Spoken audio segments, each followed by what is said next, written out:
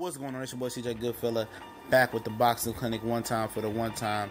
And real quick, we're gonna talk about will Guillermo Rigondeaux board tomorrow night. Let's talk about that real quick. But today, the Netflix exclusive movie called Counterpunch, featuring my boy Christopher Colbert, Lil B-Hop, the golden one, the golden child, out of New York, Brooklyn. He's in it. Peter Quillen in it. Oscar De La Hoya is in it. Bernard Hopkins in it. Sugar Ray Leonard is in it. It's like a documentary following a prospect, an amateur and a champion, and it's go check it out. I haven't checked it out yet. It drops on Netflix today. When I checked earlier this morning, it wasn't on there yet. So go check it out. But let's talk about Rigondeaux board tomorrow night. And I have expressed my frustration with Arislandi Lara being boring.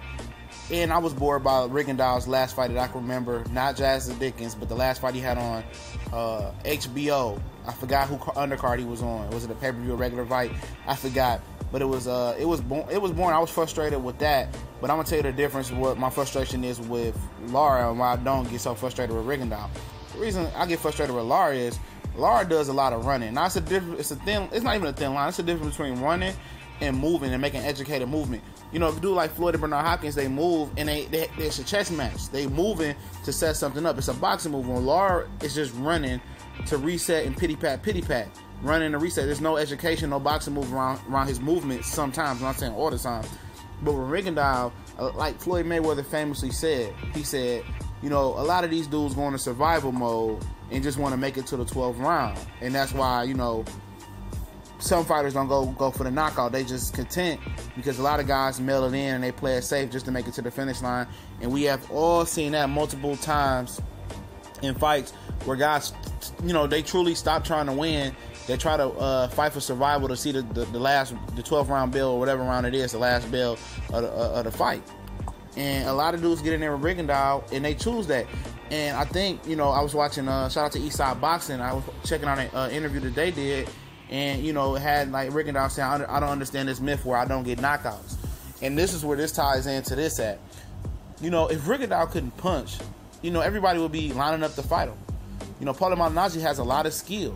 You know, one of the most skilled fighters, but he's limited in a power department. So guys, you know, they know worst case scenario, you know, he ain't gonna hurt me.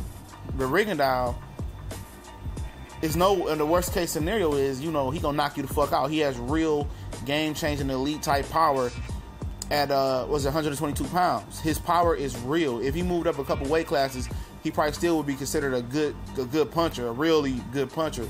Probably not the elite puncher that he is now. And that's why guys tend not to want to fight him, and that's why they tend to mill it in and play it safe and try to play in survival mode. I don't think Moises Flores is a survival mode type of fighter. He's a Mexican. He's going to lay it on the line.